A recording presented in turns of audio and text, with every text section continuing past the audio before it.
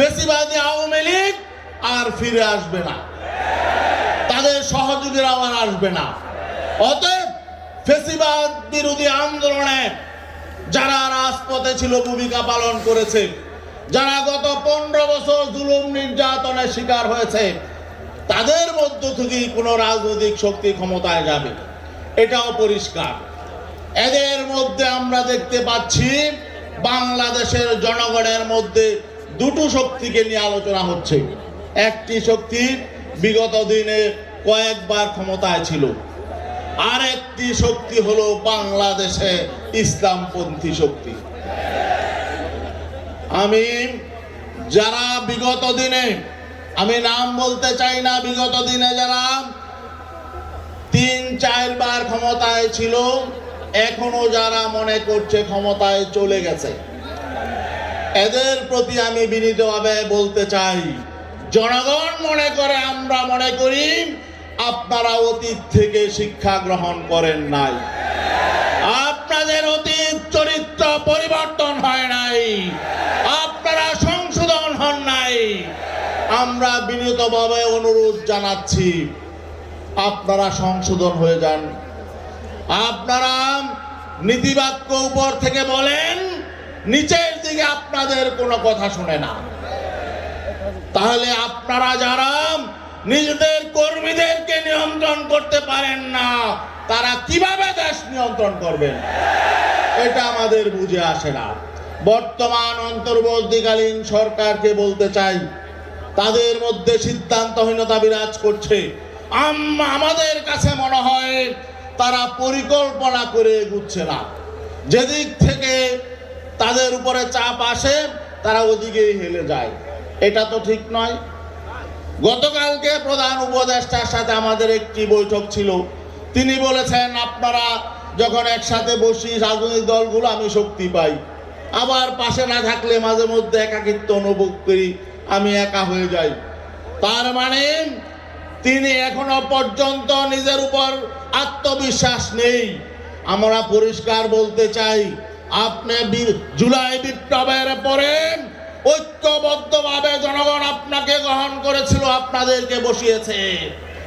আপনারা যদি নীতি আদর্শের আলোকে জুলাই বিপ্লবের চেতনা ধারণ করে আপনারা কঠোরভাবে রাষ্ট্র পরিচালনা করেন, তাহলে গোটা দেশ আপনাদের সঙ্গে আছে, আপনাদের ভয়ের কোনো কারণ নাই। আর একটা বিষয় আমি বলতে চাই, আমাদের বাংলাদেশের ইসলামপন্থী যে সমস্ত রাজনৈতিক সংগঠনগুলো আছে, তাদের প্রতি আমাদের অনুরোধ হলো, জনগণ মনে করছে বাংলাদেশের সকল ইসলামপন্থী শক্তি যদি ঐক্যবদ্ধ হয়, তাহলে আগামী নির্বাচনে জনগণ ইসলামপন্থী শক্তিকেই বিজয়ী করবে। অতএব আপনারা জনগণকে হতাশ করবেন না, আপনারা কোন দুর্নীতিবাজের সহযোগী শক্তি হবেন না, কাউকে ক্ষমতায় যাওয়ার জন্য নিজেরার সিঁড়ি হিসাবে ব্যবহৃত হবেন না। সর্বশেষ আমি আমাদের এই যুব আন্দোলনের যুব নেতারা যারা এখানে উপস্থিত হয়েছেন, বাংলাদেশের প্রায় 40,000 ওয়ার্ডের নেতা আপনারা, আগামী নির্বাচনে প্রকৃত লড়াই আমাদের হবে। আপনারা কি সেই লড়াইয়ে বিজয়ী হতে চান? এখনই কিন্তু নির্বাচনে যেন তেন ভাবে বিজয়ী হওয়ার জন্য বিভিন্ন মেকানিজম শুরু হয়ে গেছে। যারা অতি দ্রুত নির্বাচন চায়, তারা ভোট সেন্টারগুলো নিয়ন্ত্রণের জন্য মাস্তানদেরকে তারা সংগঠিত করছে। এখন তারা চাঁদাবাজি করে অর্থ সংগ্রহ করছে, আর নির্বাচনের দিন তারা ভোট সেন্টার দখল করবে।